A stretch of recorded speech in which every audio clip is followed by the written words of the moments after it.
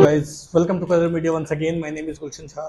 Friends, आज हम जिस टॉपिक पे बात करने वाले हैं वो ये है कि नीट पीजी 2022 काउंसलिंग में जितने भी स्टेट्स हैं उनकी स्टेट कोटा काउंसलिंग की एलिजिबिलिटी क्राइटेरिया क्या है, इन सर्विस क्राइटेरिया क्या है, साथ में उन स्टेट्स में जो एनआरआई सीट्स हैं उन पर कौन से स्टूडेंट्स एलिजिबल हैं, कौन से स्टूडेंट्स एलिजिबल नहीं है।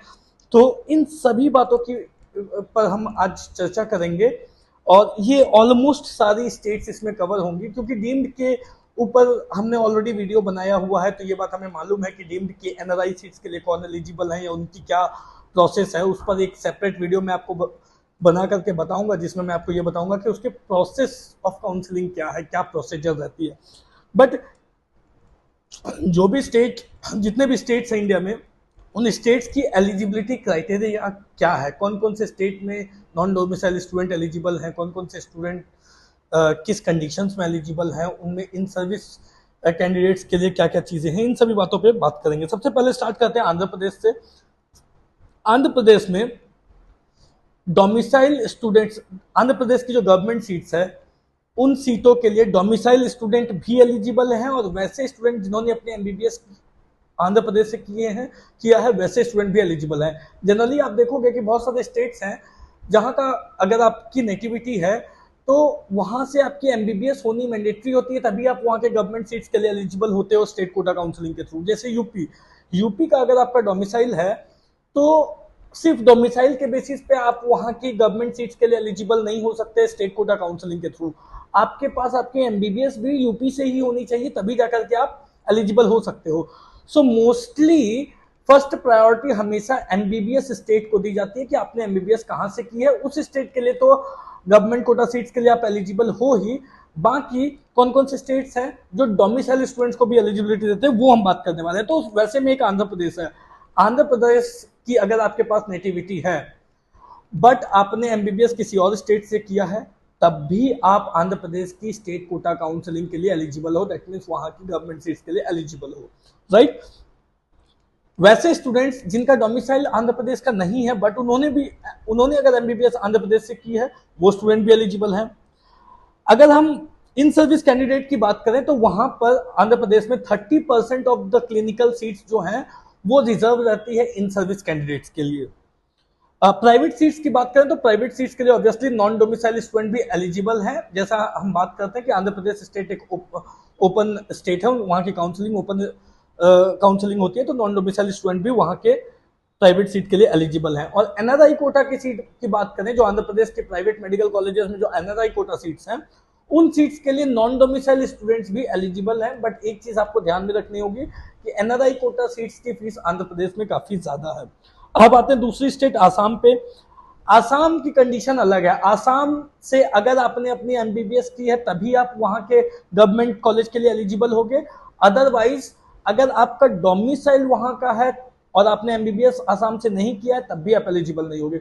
मतलब सिर्फ नेटिविटी से काम नहीं चलेगा आसाम में, वहां से आपकी एमबीबीएस भी होनी मैंडेटरी है, तभी आप जाकर के वहां के गवर्नमेंट सीट के लिए एलिजिबल हो सकते हो। इन सर्विस की बात करें तो इन सर्विस में वेटेज जो है वो मार्क्स में दी जाती है। तो वेटेज मार्क्स में दी जाती है, मतलब अगर 1 साल की आपकी एक्सपीरियंस है तो 10% मार्क्स आपके ऐड होंगे। 20% 2 साल की एक्सपीरियंस है वहाँ के स्टेट गवर्नमेंट या सेंट्रल गवर्नमेंट में आप काम करते हो, स्टेट गवर्नमेंट के लिए आप काम करते हो, इन सर्विस कैंडिडेट हो गवर्नमेंट के लिए, तो फिर 20% मार्क्स आपके ऐड होते हैं अगर आप 2 साल की सर्विस देते हो तो। और अगर आप 3 साल की सर्विस देते हो तो 30% मार्क्स ऐड होते हैं। तो वेटेज जो है वो मार्क्स पे दी जाती है। उसी तरीके से अगर प्राइवेट कॉलेज की बात करें तो आसाम में कोई प्राइवेट कॉलेज है नहीं, इसलिए एक भी प्राइवेट कॉलेज फिलहाल आसाम में है नहीं। प्राइवेट कॉलेज नहीं है तो ऑब्वियसली एनआरआई सीट्स भी वहाँ पे नहीं होगी, तो एनआरआई की भी रूल्स वहाँ पे अभी उपलब्ध नहीं है। बिहार की बात करें तो बिहार भी सेम है। अगर आपने बिहार से एमबीबीएस किया है तभी आप बिहार स्टेट के लिए एलिजिबल हो। इससे कोई फर्क नहीं पड़ता कि आपका डोमिसाइल बिहार का है या नहीं है। अगर आपका डोमिसाइल बिहार का है, आपकी नेटिव स्टेट बिहार है और आपने एमबीबीएस बिहार से नहीं किया है, तब भी आप बिहार के गवर्नमेंट कॉलेज के लिए एलिजिबल नहीं हो। जहां तक बिहार के प्राइवेट कॉलेज की बात करें तो बिल्कुल बिहार एक ओपन स्टेट है, वहां के प्राइवेट कॉलेज के लिए आप एलिजिबल हो और बाकी नॉन डोमिसाइल स्टूडेंट भी बिहार के प्राइवेट कॉलेज के लिए एलिजिबल है। अगर इन सर्विस कैंडिडेट की बात करें तो ऑब्वियसली जो वेटेज है वो वेटेज मार्क्स पे दी जाती है। सिमिलरली अगर 1 साल की एक्सपीरियंस है, अगर 1 साल का सर्विस आपने दिया है तो 10% मार्क्स, अदरवाइज 20% मार्क्स 2 साल की सर्विस पे, और 30% मार्क्स 3 साल की सर्विस पे। तो आपकी मार्क्स बढ़ जाती है और आप एज इन सर्विस कैंडिडेट वहाँ पे आपकी रैंकिंग बढ़ जाती है, आप वहाँ की काउंसलिंग अटेंड करते हो उस स्टेट की। एनआरआई की बात करें तो बिहार में प्राइवेट कॉलेजेस तो हैं, बट वहाँ पे अभी तक एनआरआई की सीट्स नहीं है, इसीलिए कोई एलिजिबिलिटी क्लॉज वहाँ की है नहीं। छत्तीसगढ़ की बात करें, सेम क्राइटेरिया है जो बिहार की है। आपका अगर आपने अगर एमबीबीएस वहां से किया है तो एमबीबीएस के बेसिस पे आपको वहां पे जो है अलॉटमेंट दी जाती है। एमबीबीएस के बेसिस पे आप वहां के गवर्नमेंट सीट्स के लिए एलिजिबल होते हो।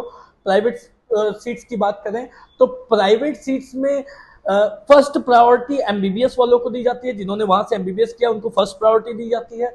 सेकंड प्रायोरिटी उनको दी जाती है जिनका वहां का नेटिविटी है। अगर आपने एमबीबीएस वहां से नहीं की है तो फिर आप सेकंड प्रायर स्टूडेंट रहोगे जिनको छत्तीसगढ़ में प्राइवेट कॉलेज में सीट मिल सकती है, प्राइवेट कॉलेज में। और थर्ड प्रायोरिटी फिर नॉन डोमिसाइल स्टूडेंट को या जिसने एमबीबीएस वहां से नहीं किया उनको दी जाती है। सिमिलरली अगर प्राइवेट कॉलेजेस की बात हमने कर ले, अगर इन सर्विस की बात करें तो वेटेज जो है वो मार्क्स पे दी जाती है, 10%, 20%, 30% मार्क्स आपकी ऐड हो जाती है। ऐड होने के बाद आपकी रैंकिंग ऊपर चली जाती है और आप उस न्यू रैंकिंग के हिसाब से काउंसलिंग को अटेंड करते हो। सिमिलरली गुजरात की बात करें तो सेम एक ही क्राइटेरिया है, एमबीबीएस गुजरात से होनी चाहिए। अगर आपका डोमिसाइल गुजरात का है तब भी आपकी एमबीबीएस गुजरात से होनी चाहिए गुजरात स्टेट काउंसलिंग को अटेंड करने के लिए। गुजरात एक क्लोज स्टेट है, so obviously non domicile student वहां के लिए एलिजिबल नहीं है, not for the private colleges, but हाँ डीम्ड के लिए एलिजिबल है वो थ्रू एमसीसी। अगर हम वहां पे इन सर्विस कैंडिडेट की बात करें तो 50% सीट्स जो है डिप्लोमा की वो इन सर्विस कैंडिडेट्स के लिए रिजर्व है। बाकी डिग्री सीट्स में यानी एमडीएमएस की सीट्स में वहां पे किसी प्रकार की रिजर्वेशन इन सर्विस कैंडिडेट के लिए नहीं है। हाँ ये जरूर है कि डिप्लोमा की जो सीट्स है एमडीएमएस के कॉलेजेस में या प्राइवेट कॉलेजेस में उन सीटों पर 50% जो है वो रिजर्व है इन सर्विस कैंडिडेट्स के लिए। जहां तक प्राइवेट कॉलेजेस की बात करें तो एज आई टोल्ड यू कि प्राइवेट कॉलेजेस के लिए जो नॉन डोमिसाइल स्टूडेंट हैं वो एलिजिबल नहीं है।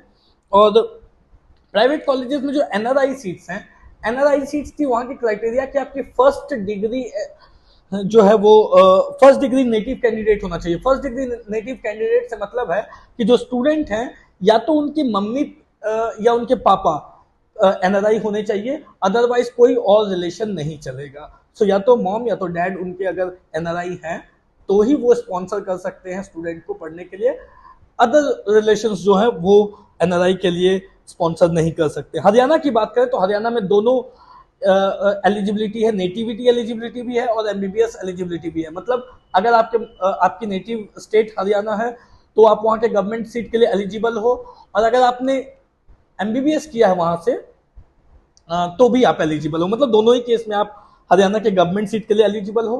प्राइवेट सीट के लिए ऑब्वियसली हरियाणा एक ओपन स्टेट है तो नॉन डोमिसाइल स्टूडेंट एलिजिबल है। जहां तक इन सर्विस की बात है तो वेटेज जो है वो मार्क्स पे दी जाती है, 10%, 20%, 30% जो भी on the basis of service you have given. 1 साल की अगर आपने सर्विस दी है तो 10% मार्क्स ऐड होंगे, 2 साल की सर्विस दी है तो 20%, 3 साल की सर्विस दी है तो 30% मार्क्स आपके वहां पे ऐड होंगे। प्राइवेट कॉलेजेस में एनआरआई सीट्स हैं, एनआरआई सीट्स के लिए नॉन डोमिसाइल स्टूडेंट भी एलिजिबल हैं। उनको उनके रिलेटिव जो हैं, उनकी जो फैमिली ट्री है उसमें वो स्पॉन्सर कर सकते हैं। मम्मी के साइड से कोई अंकल आंट हो सकते हैं, पापा के साइड से कोई अंकल आंट या कजन भाई, cousin sister, cousin brother, cousin sister, किसी भी एंड से कोई भी अगर उनको स्पॉन्सर करते हैं तो वो एलिजिबल है। वो सिमिलर है जैसे डीम्ड यूनिवर्सिटी के लिए एलिजिबिलिटी होती है एनआरआई के लिए, वही सेम एलिजिबिलिटी जो है वो हरियाणा की एनआरआई सीट्स के लिए। हिमाचल की बात करें तो दोनों में प्रेफरेंस दी जाती है, अगर नेटिविटी है तब भी प्रेफरेंस दी जाती है, आप वहां के गवर्नमेंट सीट्स के लिए एलिजिबल हो, और अगर आपने एमबीबीएस किया तो भी आप वहां के लिए के गवर्नमेंट सीट्स के लिए एलिजिबल हो। प्राइवेट सीट्स हिमाचल के जो है वो ऑब्वियसली हिमाचल जो है वो ओपन स्टेट है तो प्राइवेट सीट्स के लिए कोई भी स्टूडेंट एलिजिबल है। अगर हम इन सर्विस की बात करें तो अगेन जो वेटेज है वो मार्क्स पे दी जाती है, 10%, 20%, 30%, और जो एनआरआई सीट्स है वहां पे नॉर्मली कोई भी स्टूडेंट एलिजिबल है, सिर्फ उनके पास स्पॉन्सर्ड डॉक्यूमेंट्स होना चाहिए, और वो स्पॉन्सर्ड डॉक्यूमेंट्स जो होना चाहिए जो स्पॉन्सर करने वाले जो उनके रिलेटिव है वो फैमिली ट्री बनानी चाहिए, मम्मी के साइड से या पापा के साइड से कोई रिलेटिव होने चाहिए। सिमिलरली झारखंड की बात करें तो जिन्होंने अपनी एमबीबीएस झारखंड से किया है, सिर्फ वही वहां के गवर्नमेंट सीट के लिए एलिजिबल है स्टेट कोटा के थ्रू। डोमिसाइल का कोई मतलब नहीं है। डोमिसाइल अगर है और आपने वहां से एमबीबीएस नहीं की है तो भी आप वहां के गवर्नमेंट कोटा सीट के लिए एलिजिबल नहीं है, पहली चीज। दूसरी बात, जो इन सर्विस कैंडिडेट्स हैं उनको मार्क्स पे वेटेज दी जाती है 10%, 20%, 30%। झारखंड में अभी फिलहाल प्राइवेट कॉलेजेस हैं नहीं, इसलिए ओपन स्टेट या क्लोज स्टेट की बात होती नहीं है, और इसलिए एनआरआई की भी एलिजिबिलिटी नहीं है वहां पे। कर्नाटक की बात करें तो कर्नाटक में भी दोनों तरह के कैंडिडेट एलिजिबल हैं। एक तो जिनका डोमिसाइल कर्नाटक का है वो भी एलिजिबल है, अगर उन्होंने एमबीबीएस किसी और स्टेट से किया है या एफएमजी कैंडिडेट है तो भी वो एलिजिबल है कर्नाटक में। और वैसे स्टूडेंट जिन्होंने अपनी एमबीबीएस कर्नाटक से किया है वो तो है ही एलिजिबल। जहां तक कि इन सर्विस कैंडिडेट की बात करें तो इन सर्विस के लिए कर्नाटक में 30% सीट्स रिजर्व है, मतलब 30% सीट्स जो है वो इन सर्विस कैंडिडेट के लिए हैं। जो इन सर्विस कैंडिडेट होंगे वही सिर्फ उसको ले सकते हैं। प्राइवेट कॉलेज की बात करें तो ऑब्वियसली ओपन स्टेट है, तो नॉन डोमिसाइल स्टूडेंट भी कर्नाटक में अप्लाई कर सकते हैं। और जो NRI candidate NRI quota seats है वहां पे एनआरआई कोटा के साथ साथ एक अदर्स कोटा की भी सीट है, तो non domicile student others Kota seats के लिए भी एलिजिबल हैं। अदर्स कोटा की जो सीट है वो एनआरआई के इक्विवेलेंट है, तो एलिजिबल है आप अदर्स कोटा सीट के लिए। लेकिन एनआरआई के लिए फिर आपके पास स्पॉन्सर होना चाहिए। केरला की बात करें तो केरला अगेन दोनों एलिजिबिलिटी क्राइटेरिया है केरला के लिए। आपकी अगर नेटिविटी है तो भी आप एलिजिबल हैं, और अगर आपने एमबीबीएस वहां से किया है तो भी आप केरला के गवर्नमेंट कोटा के सीट्स के लिए एलिजिबल हैं। इन सर्विस कैंडिडेट्स के लिए वहां पे 10% सीट्स रिजर्व हैं। और जो वहां पे प्राइवेट, एक तो केरला जो है वो क्लोज स्टेट है, क्लोज स्टेट पीजी में है, तो नॉन डोमिसाइल स्टूडेंट्स केरला के लिए एलिजिबल नहीं है। और प्राइवेट कॉलेजेस में जो एनआरआई सीट्स है उनकी जो एलिजिबिलिटी है वो सिंपल है कि पीआईओ या फिर OCI, overseas citizen of India, ये ही दोनों स्पॉन्सर कर सकते हैं, कोई और स्पॉन्सर नहीं कर सकते एनआरआई कोटा सीट्स के लिए। मध्य प्रदेश की बात करें, दोनों एलिजिबिलिटी है। अगर आपकी नेटिविटी मध्य प्रदेश की है तो भी आप एलिजिबल है, या फिर अगर आपने एमबीबीएस किया है मध्य प्रदेश से तो भी आप वहां के गवर्नमेंट सीट के लिए एलिजिबल हैं। इन सर्विस की बात करें तो 30% सीट्स रिजर्व है इन सर्विस कैंडिडेट्स के लिए, दैट इज 30% सीट्स आपको माइनस कर देने होंगे, जो रिमेनिंग सीट्स बचेगी वो बाकी की स्टूडेंट्स के लिए होगी। सो 30% सीट्स रिजर्व कर दी गई है इन सर्विस कैंडिडेट्स के लिए। प्राइवेट कॉलेजेस की बात करें तो सेकेंड राउंड से नॉन डोमिसाइल स्टूडेंट वहां के पे एलिजिबल हैं, बट उनको प्रायोरिटी बहुत कम दी जाती है। प्रायोरिटी के बेसिस पे देखें तो प्राइवेट कॉलेजेस में भी जो प्रायोरिटी दी जाती है वो पहले तो उन स्टूडेंट्स को दी जाती है जो जिन्होंने वहां से एमबीबीएस की है। सेकेंड प्रायोरिटी उन स्टूडेंट्स को दी जाती है जिनका वहां का डोमिसाइल है, और उसके बाद अगर सीट बच जाए और वेस्ट हो रही हो तब वो देते हैं नॉन डोमिसाइल स्टूडेंट को। तो जनरली जो हमने केसेस देखा है उसमें क्लिनिकल की कोई सीटें नहीं बचती है मध्य प्रदेश में, जिस वजह से हमने हर एक काउंसलिंग में देखा है कि नॉन डोमिसाइल स्टूडेंट को मध्य प्रदेश में सीट नहीं मिलती है जनरल की। और अगर वहां पे एनआरआई की बात करें तो जनरल सिंपल सी वहां पे क्राइटेरिया है एनआरआई के लिए। एनआरआई डॉक्यूमेंट्स अगर आपके पास बने हुए हैं, स्पॉन्सर करने के लिए आपके रिलेटिव हैं, तो आप डॉक्यूमेंट्स बनवा के वहां के एनआरआई सीट्स के लिए अप्लाई कर सकते हो। महाराष्ट्र की बात करें तो ऑब्वियसली क्लोज स्टेट है। महाराष्ट्र में सिंपल एक ही रूल है कि महाराष्ट्र से आपका एमबीबीएस कंप्लीट हुआ होना चाहिए। अगर आपकी नेटिविटी महाराष्ट्र की है तब भी आपको आपका एमबीबीएस महाराष्ट्र से होना चाहिए, तभी आप महाराष्ट्र के लिए एलिजिबल हो। 25% सीट्स वहां पे जो है वो इन सर्विस कैंडिडेट्स के लिए रिजर्व है।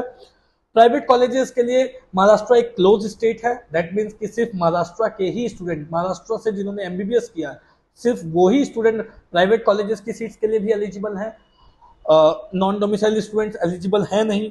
और जो एनआरआई सीट्स है, एनआरआई सीट्स भी ओपन है वहां के स्टूडेंट के लिए, मतलब जिन्होंने वहां से एमबीबीएस किया है वो ले सकते हैं वहां पे एनआरआई सीट्स। अगर उनके पास डॉक्यूमेंट्स नहीं है तो भी वो ले सकते हैं, क्योंकि अगर सीट बचती है तो वो दे देते हैं। उस केस में फिर आपको एनआरआई डॉक्यूमेंट शो करने की जरूरत नहीं है।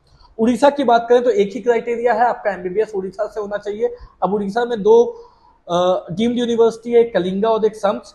इन दोनों यूनिवर्सिटी से अगर आपने किया तो आपको फिर उड़ीसा की बेनिफिट नहीं मिलेगी।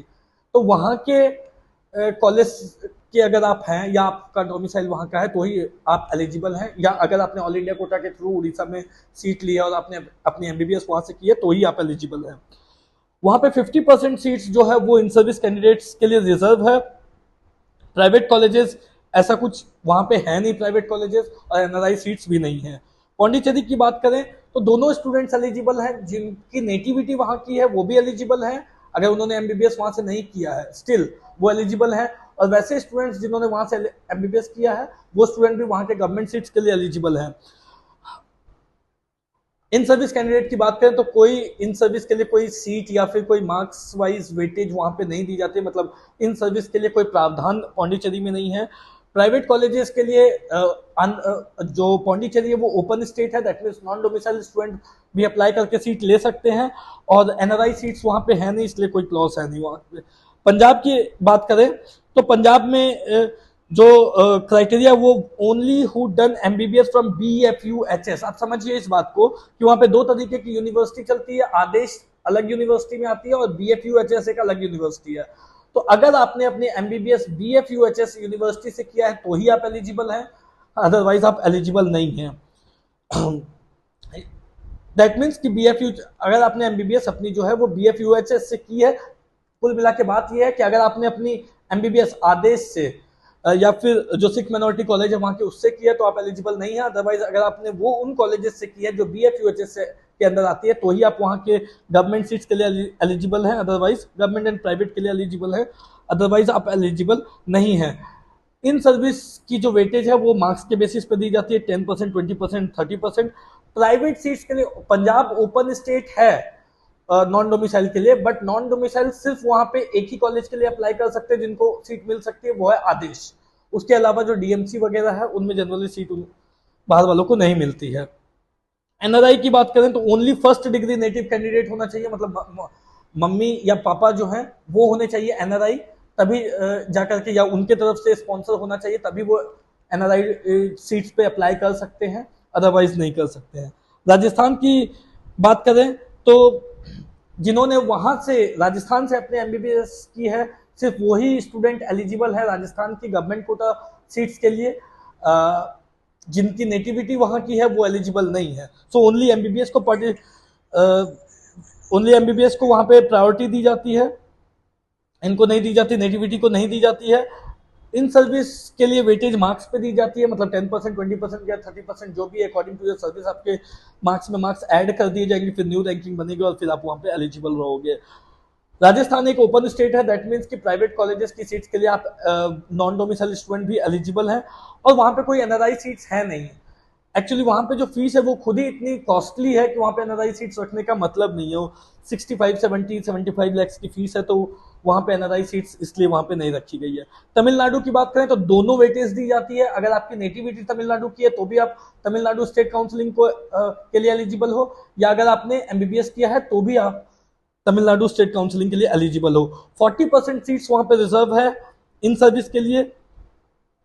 प्राइवेट कॉलेजेस के लिए तमिलनाडु ओपन स्टेट है, नॉन डोमिसाइल स्टूडेंट भी एलिजिबल है, और जो एनआरआई सीट्स है उसके लिए फर्स्ट डिग्री स्पॉन्सर्ड डॉक्यूमेंट्स होने चाहिए, मतलब या तो मॉम या तो डैड, मॉम डैड के अलावा कोई और रिलेशन नहीं चलेगी जो आपको आपके स्पॉन्सर्ड डॉक्यूमेंट्स बनवा करके आप यूज कर सको, वो नहीं चलेगी। या तो मॉम होने चाहिए स्पॉन्सर या तो डैड होने चाहिए स्पॉन्सर। तेलंगाना की भी सेम है, नेटिव स्टूडेंट्स को भी प्रायोरिटी मिलती है और जिन्होंने एमबीबीएस किया वो भी एलिजिबल, तो दोनों एलिजिबिलिटी है वहां की। जिनका डोमिसाइल तेलंगाना का है वो भी वहां के लिए एलिजिबल है, अगर उन्होंने एमबीबीएस कहीं और से किया तब भी स्टिल नेटिव कैंडिडेट्स को प्रेफरेंस दी जाती है वहां के कॉलेजेस के लिए, गवर्नमेंट कॉलेजेस के लिए एलिजिबल है। साथ में प्राइवेट जो जिन्होंने एमबीबीएस की है वो भी एलिजिबल है। 20% जो सीट्स है वो वहां के इन सर्विस कैंडिडेट्स के लिए रिजर्व रखी जाती है। ओपन स्टेट है तेलंगाना, दैट मीन्स कि प्राइवेट कॉलेजेस के लिए नॉन डोमिसाइल स्टूडेंट भी एलिजिबल हैं, और वहाँ की जो एनआरआई सीट्स है वो नॉन डोमिसाइल स्टूडेंट भी ले सकते हैं, और जो डिग्री है मतलब जो एनआरआई स्पॉन्सर होने चाहिए वो आपके फैमिली से कोई भी हो सकते हैं, डायरेक्ट डिग्री नहीं हो, मतलब मॉम या मॉम के साइड से कोई uncle, aunt, cousin, brother and sister, या फिर डैड के साइड से भी कोई हो सकते हैं जो भी आपको स्पॉन्सर करते हैं, आप उसके तहत जो है एनआरआई की सीट ले सकते हो। त्रिपुरा की बात करें तो दोनों वहां पे एलिजिबिलिटी है, नेटिव स्टूडेंट्स भी एलिजिबल हैं और जिन्होंने अपनी एमबीबीएस त्रिपुरा से किया वो भी एलिजिबल हैं। वहां पे इन सर्विस कैंडिडेट्स के लिए जो वेटेज है वो मार्क्स के बेसिस पे दी जाती है, 10%, 20%, 30%। प्राइवेट कॉलेजेस त्रिपुरा में है नहीं, सो एनआरआई सीट्स भी नहीं है। उत्तर प्रदेश में सिर्फ एक ही एलिजिबिलिटी क्लॉज है कि आपकी एमबीबीएस जो है वो उत्तर प्रदेश से होनी चाहिए, तभी जाकर के आप वहां के गवर्नमेंट सीट्स के लिए एलिजिबल हो through state quota counselling. Private colleges के लिए ऑब्वियसली ओपन स्टेट है Uttar Pradesh, so non domicile student भी एलिजिबल है। इन सर्विस कैंडिडेट्स की बात माने तो वेटेज जो है वो मार्क्स पे दी जाती है 10%, 20% 30%। और उत्तर प्रदेश के प्राइवेट कॉलेजेस में एनआरआई की सीट्स है नहीं, सो किसी भी प्रकार की एनआरआई क्लॉज नहीं है। उत्तराखंड की बात करें तो जिन्होंने एमबीबीएस उत्तराखंड से किया सिर्फ वही एलिजिबल है, नेटिविटी की कोई उसमें बात नहीं होती है, सिर्फ एमबीबीएस आपका मैंडेटरी है कि वहां से होना चाहिए, तभी आप वहां के स्टेट कोटा काउंसलिंग के लिए एलिजिबल है for government seats. In service candidates के लिए वेटेज मार्क्स के बेसिस पे दी जाती है। साथ में ओपन स्टेट है Uttarakhand, so non domicile student भी अप्लाई कर सकते हैं और सीट ले सकते हैं उत्तराखंड में प्राइवेट की। और वहां के प्राइवेट कॉलेजेस में एनआरआई की सीट्स नहीं है, सो एनआरआई की कोई क्लॉज भी नहीं है। वेस्ट बंगाल की बात करें तो दोनों एलिजिबल हैं, एक तो जिनका डोमिसाइल वेस्ट बंगाल का है वो भी एलिजिबल है, और जिन्होंने एमबीबीएस वहां से किया है वो भी एलिजिबल है। सो दोनों ही क्लॉज है वहां पे। 40% सीट्स वेस्ट बंगाल में जो है वो इन सर्विस कैंडिडेट्स के लिए रिजर्व है। ऑब्वियसली ओपन स्टेट है, वहां पे जो प्राइवेट कॉलेजेस हैं उसके लिए नॉन डोमिसाइल स्टूडेंट्स भी एलिजिबल हैं, और वहां की जो एनआरआई सीट्स है उसके लिए भी नॉन डोमिसाइल स्टूडेंट एलिजिबल है, सिर्फ आपके पास स्पॉन्सर्ड डॉक्यूमेंट्स होने चाहिए। So guys this is all about all the states, वहां की क्या एलिजिबिलिटी है, कौन कौन से स्टेट्स है जिसमें दोनों ही कैंडिडेट एलिजिबल हैं, और कौन कौन से स्टेट हैं जिसमें सिर्फ प्रायोरिटी एमबीबीएस के बेसिस पे दी जाती है, वो हमने जाना। साथ में इन सर्विस के लिए कौन से स्टेट में कितनी वेटेज है और कितनी परसेंटेज जो सीट्स है वो रिजर्व रखी गई है, कहाँ कहाँ पे एनआरआई की सीट्स है, कौन कौन से स्टेट्स ओपन है, और साथ में एनआरआई सीट्स की क्या क्राइटेरिया है, ये सभी बातें हमने सभी स्टेट्स की ऑलमोस्ट जान ली है।